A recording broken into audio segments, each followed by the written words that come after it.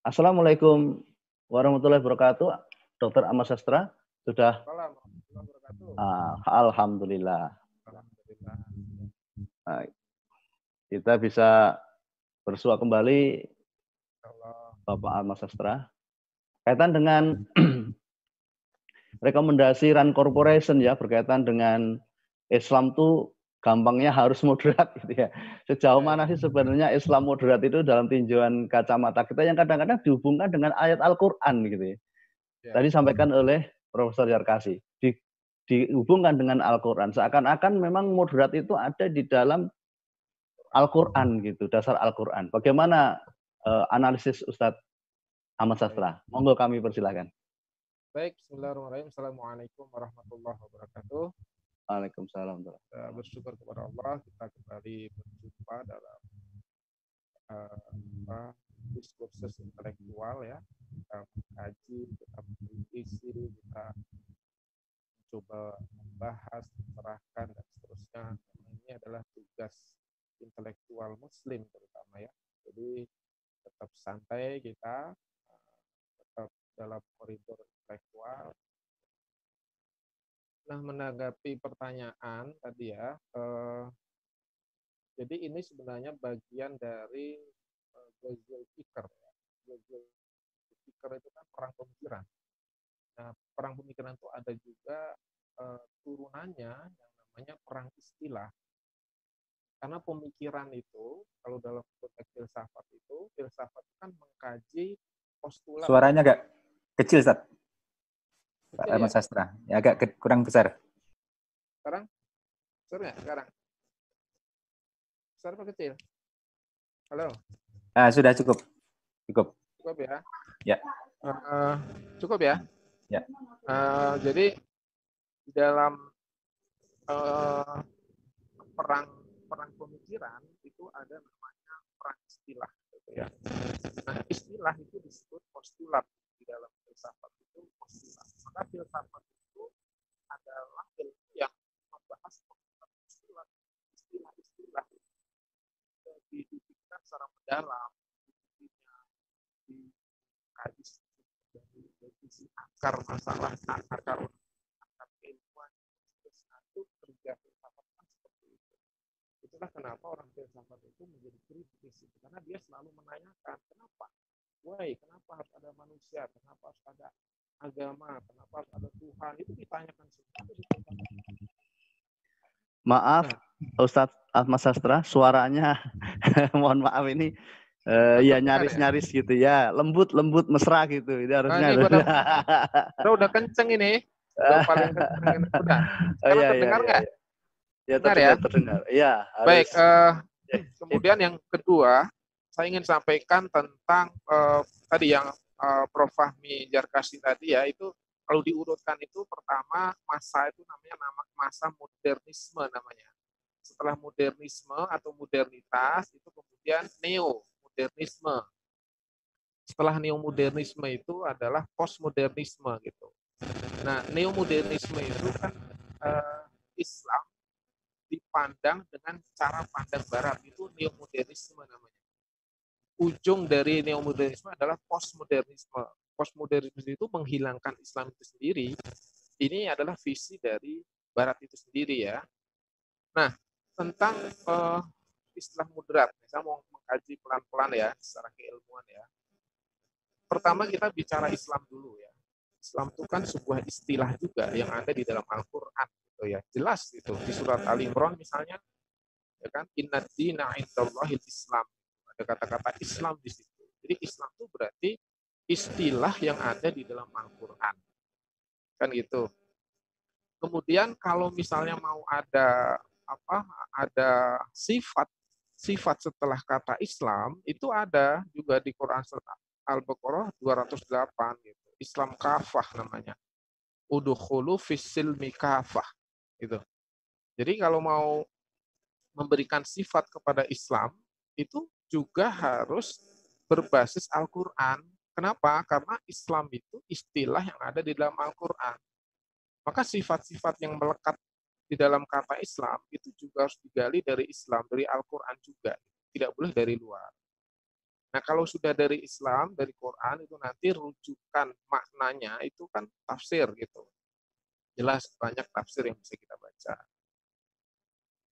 Bahkan Allah menegaskan ya, kalau manusia itu mencari agama selain Islam, gitu ya, itu di surat Ali Imran ayat 85 ya, bahkan tidak diterima oleh Allah. Bahkan termasuk orang-orang rugi.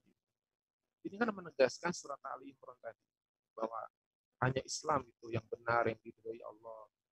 Kalau orang mencari agama selain Islam, maka tidak diterima.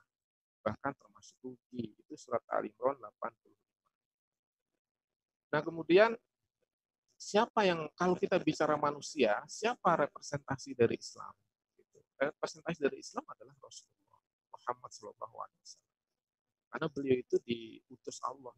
Diutus Allah untuk menyebarkan Islam.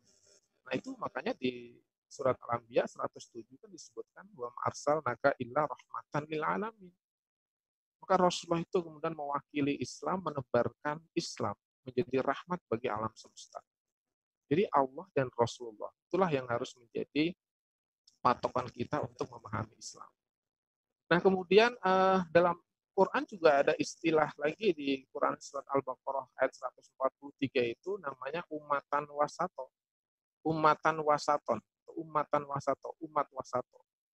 Itu ada di surat Al-Baqarah 143.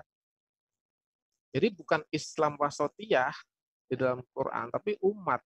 Ketika bicara wasatiyah itu dikaitkan dengan umat ya. Bukan agamanya, bukan Islamnya, tapi umat. Umat wasatiyah. Seperti apa umat wasatiyah? Di ayat itu sebenarnya dijelaskan beberapa karakter ya. Yang pertama adalah adil. Jadi umat yang adil. Adil itu apa? Tentu kita sudah tahu kalau kita bicara adil ya, kita merujuk kepada Quran lagi. Jadi timbangannya harus syariah, timbangannya harus Al-Quran lagi. Kalau adil menurut kapitalisme pasti beda lagi. Adil menurut komunisme semua sama, sama rata, sama apa itu? Sama rata, sama rasa. Itu kan komunis, itu adil menurut mereka. Kalau adil menurut Islam tidak. Menurut Islam yang disebut adil itu ketika menempatkan segala sesuatu pada tempatnya. Pada tempatnya adalah pada ketentuan Allah. Gitu. Walaupun menurut akal manusia mungkin dirasakan tidak adil. Contoh waris. Waris itu kan menurut akal mungkin tidak adil. Tapi itu ketika Allah menetapkan itu, maka itu adalah keadilan. Kemudian yang ketiga itu menjadi saksi perbuatan manusia. Jadi umatan wasata itu menjadi saksi perbuatan manusia. Manusia di sini berarti secara umum. Yang keempat adalah di surat Al-Baqarah 143 itu disebutkan juga Rasulullah menjadi saksi perbuatan kita sebagai seorang muslim. Jadi nanti Allah, Rasulullah itu menjadi saksi perbuatan kita. Itu artinya umatan wasato itu jelas sangat berbeda dengan pandangan-pandangan yang selama ini yang cenderung diselewengkan dengan kata-kata moderat. Cuma nanti saya akan bicara moderat ya. Nah, berikutnya di dalam Quran juga tadi Prof. Fahmi Jarkasi ya sudah menyampaikan, misalnya ada istilah muslim, mukmin, muttaqin, sobirin, ada ulil albab, itu ada istilah-istilah di dalam Al-Quran yang kita bisa membacanya, bisa merincinya, bisa mengkaji tafsirnya. Mukmin, muslim. Jadi kalau udah muslim itu orang yang tunduk gitu. Nanti ada hubungannya dengan istilah-istilah yang dari barat itu. Nah, karena itu Ghazul Fikr ini ya, yang namanya perang istilah itu adalah upaya memasukkan istilah-istilah barat ke dalam hasanah Islam. Sementara kalau kita lihat ya, yang namanya istilah dari Islam itu mewakili kebenaran. Kalau dari barat itu jelas mewakili kebatilan. Maka di dalam Ghazul Fikr ini yang namanya perang istilah itu ada namanya sinkritisme namanya. Sinkritisme itu mencampur aduk yang hak dan yang batil. Pada Quran surat Al-Baqarah 42 jelas melarang gitu ya. Wala talbisul haqqo bil batil. Jangan mencampur aduk yang hak dengan yang batil. Nah, dalam perang istilah ini justru yang terjadi itu. Yang terjadi adalah mencampur aduk antara hak dan batil. Meskipun hanya sebuah istilah. Saya kasih contoh misalnya. Islam moderat. Islam moderat itu terdiri dari dua kata. Yang pertama Islam, itu hak. Moderat itu batil. Jadi Islam moderat itu sinkretisme. Berarti mencampur aduk antara hak dan batil. Karena Islam itu tidak moderat, Islam itu tidak liberal, Islam liberal. Ada juga Islam kafah di situ gitu. Karena istilah moderat, liberal, radikal, fundamentalis, teroris itu semua dari epistemologi barat yang dia juga punya makna tersendiri. Tadi disampaikan Prof. Fahmi Zarkasi tentang Angel Rabasa tadi ya. Saya juga punya catatannya, nanti saya coba bacakan ya. Jadi orang barat juga sudah mendefinisikan tentang moderat, liberal, radikal itu sudah didefinisikan oleh mereka. Karena kata-kata itu milik mereka. Maka mereka juga yang punya definisi, mereka punya karakter, mereka punya indikasi-indikasi dari kata-kata itu gitu. Nah, ketika itu kemudian disematkan kepada istilah Islam, itu maka menjadi rancu. Bahkan baru kemarin ya kita misalnya Dennis Regar menyebutkan anak-anak kecil yang menggunakan slayer tauhid disebut sebagai calon teroris, misalnya begitu ya. Terus Abu Janda membelanya, apa yang salah gitu. Itu jelas salah gitu. Karena dia menggunakan terminologi dari barat untuk memberikan sifat kepada Islam. Itu kesalahan fatal dari sisi intelektual. Itu. Nah, yang kedua itu misalnya Muslim. Muslim tadi kata Ustadz Fahmi Zarkasi tadi kan jelas ya, Muslim, mukmin. Mukmin tidak mungkin teroris, gitu. Sama, Muslim tidak mungkin moderat, Muslim itu tidak mungkin liberal, Muslim tidak mungkin radikal, Muslim tidak mungkin fundamentalis, Muslim tidak mungkin teroris. Karena Muslim itu sebuah istilah yang ada di dalam Al-Quran, di mana Muslim itu adalah orang yang tunduk dan patuh kepada Allah Subhanahu Wa Taala, patuh sepatuh-patuhnya, takwa setakwa-takwanya, hak tuqati. Maka disebut Muslim gitu. Islam orangnya disebut Muslim gitu. Muslim itu sebuah istilah. Di situ ada maknanya, ketundukan kepada Allah gitu. Maka istilah jaringan Islam liberal itu sebenarnya secara istilah salah itu. Diganti misalnya jaringan Muslim liberal, salah juga itu.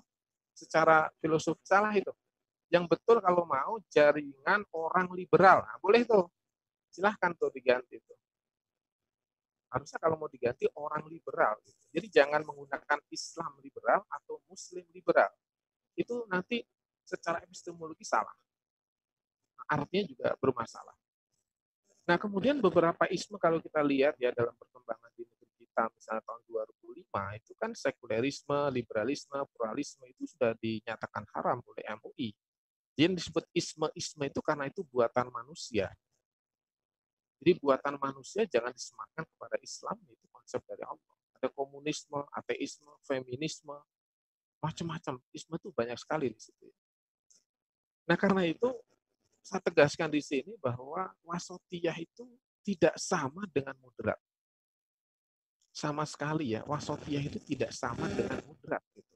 Itu dua istilah yang berbeda, dua sumber epistemologi yang berbeda, dua makna yang berbeda, bahkan yang mengartikannya pun orang-orang yang juga berbeda. Coba saya bacakan tadi yang disebutkan oleh Zarkasi tadi, itu yang Angel Rabasa tadi ya. Itu dia menyatakan bahwa Muslim moderat adalah Suaranya kecil, Dr. Ahmadnya. Ya, mendukung politik demokrasi, mendukung HAM, kesetaraan gender, kebebasan beribadah, menghormati pluralisme. Itu Angel Rabana tadi yang dari Jepang tadi ya, itu dalam bukunya Building Muslim Moderate Network. Nah, pengertian moderat Angel Rabasa ini tidak bisa dijadikan acuan. Kenapa? Sebab moderat dalam pikirannya tidak lain adalah pemikiran liberalisme. Ia menjadikan gender equality, kesetaraan gender dan pluralisme sebagai standar moderatisme. Padahal pluralisme sudah dinyatakan haram oleh MUI, ya kan? Jelas ini menyesatkan. Tetapi memang moderatisme dalam pemikiran barat itu semacam tool, ya, semacam tool untuk agenda liberalisasi.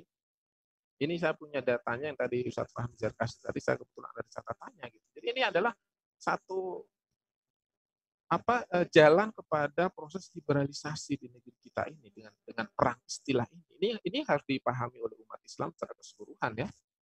saya tidak dulu bicara tentang Kemenak, itu sudah ada nanti yang bicara, tapi saya bicara secara umum saja. Kemudian istilah jihad itu bukan teroris. Jadi jangan dikaitkan jihad dengan teror, itu sebuah kesalahan yang fatal juga. Kemudian istilah khilafah disebut khilafatisme, itu kesalahan total di dalam sebuah pemikiran. Kemudian khilafah dikaitkan dengan radikalisme, itu juga kesalahan istilah. Jadi kalau istilahnya udah salah, ya fatal sih ya. Nah, tujuan Ghazul Fikr itu saya mencatat setidaknya ada 4 ya. Yang pertama adalah tashkik ya. At-tashkik itu meragukan, skeptis. Jadi orang muslim itu agar skeptis itu, agar ragu terhadap kebenaran agamanya. Itu at-tashkik itu. Kemudian at-tazwih namanya. At-tazwih itu tidak pede, tidak bangga, rendah diri terhadap ajaran agamanya. Umat Islam tidak bangga menunjukkan dirinya sebagai seorang muslim, misalnya dengan menutup aurat, mungkin dia malu menutup aurat itu ketinggalan zaman dan seterusnya. Padahal menutup aurat itu adalah perintah Allah. Jadi umat muslim dijadikan menjadi orang yang tidak bangga dengan agamanya sendiri. Itu tazwih namanya. Kemudian tajwib. Tajwib itu pelarutan atau akulturasi. Nah, ini yang moderasi Islam itu ke sana arahnya. Tajwib itu pelarutan atau sinkretisme di situ. Meskipun saya sudah baca ya, misalnya modul membangun karakter moderat, saya sudah baca itu modulnya ya. Itu karena kalau dalam kajian filsafat, mestinya judulnya diganti. Gitu. Karena modul itu untuk anak MI, RA, MTS, dan MA. Itu kan untuk orang muslim berarti buku itu. Kalau untuk orang muslim, buat aja membangun karakter Islami, boleh. Membangun Muslim kafah, boleh. Gitu. Membangun kepribadian Islam, boleh. Gitu. Tapi jangan ditulis membangun karakter moderat. Itu secara istilah tidak tepat modul itu. Gitu. Istilahnya udah nggak tepat judul itu. Ini secara keilmuan loh, bukan dalam konteks politik saya bicara, tapi dalam konteks keilmuan. Maka di dalam tajwid itu ada namanya multikulturalisme, misalnya ada pluralisme namanya. Pluralisme itu adalah sifatnya teologis. Kalau isme itu teologis. Tapi kalau pluralitas itu kaitannya dengan sosiologis gitu. Jadi Islam itu sangat menghargai yang namanya perbedaan. Itu biasa, pluralitas namanya. Rasulullah di Madinah itu menghargai. Tadi Ustadz Fahmi Lukman tadi kan menyampaikan bagaimana orang Yahudi begitu nyaman, bahagia, sejahtera di dalam Daulah Madinah. Iya betul, itu namanya pluralitas itu. Tetapi Rasulullah tidak akan pernah mengakui keyakinan agama selain Islam. Tapi pluralitas itu dihargai di dalam Islam. Maka yang benar adalah pluralitas yang sifatnya sosiologis, bukan pluralisme. Karena pluralisme itu namanya teologis, sifatnya teologis gitu. Global religion kalau John Hick itu menyebut begitu. Kemudian keempat adalah targib ya. Tagrib itu adalah westernisasi, pembaratan. Kalau pembaratan itu artinya semacam menghilangkan identitas orang muslim. Jadi orang muslim itu nanti identitasnya itu akan dihilangkan. Pertama yang dihilangkan adalah pola pikir. Tadi kata Prof. Fahmi Yarkasi tadi, pola pikir, pola pandangnya, cara berpikirnya, cara memandang terhadap alam semesta, manusia, dan kehidupan ini diubah gitu. Yang kedua adalah identitas dari pola sikapnya, pola sikap muslim menjadi liberal gitu ya, menjadi bebas, seks bebas, narkoba, kemudian homoseksual dan seterusnya atas nama hak asasi manusia. Jadi kalau sudah cara pandangnya berubah, pola pikirnya berubah, pola sifatnya, perilakunya berubah, itu berarti bukan lagi muslim, tapi itu tujuannya, yaitu menjadi pribadi-pribadi yang berkepribadian barat gitu, berkepribadian barat. Itu target. Nah, targetnya apa? Targetnya pertama adalah demonologi, ya, membangun framing bahwa kemudian diskriminasi, ya, targetnya itu diskriminasi terhadap Islam, terhadap Islam. Kenapa Islam kemudian disasar yang lain tidak, gitu ya? Kemudian monsterisasi, menjadikan Islam seolah-olah monster yang menakutkan. Mohon maaf waktunya, Ustadz. Mohon maaf waktunya. baik sedikit lagi ya. Nah karena itu saya tekankan lagi tentang moderasi. Berarti kalau moderasi Islam itu artinya dua kata yang salah. Islamnya benar, moderasinya itu tidak tepat. Jadi kalau moderasi Islam berarti secara epistemologi akan merusak gitu, akan merusak, melemahkan nilai-nilai Islam itu sendiri yang seharusnya itu diperkuat. Indonesia itu kan suka paradok ya. Harusnya diperkuat malah diperlemah. Nah, moderasi Islam itu otomatis melemahkan. Kalau moderasi beragama bagaimana? Moderasi beragama adalah melemahkan cara pandang Muslim. Kalau moderasi Islam berarti melemahkan ajaran Islam.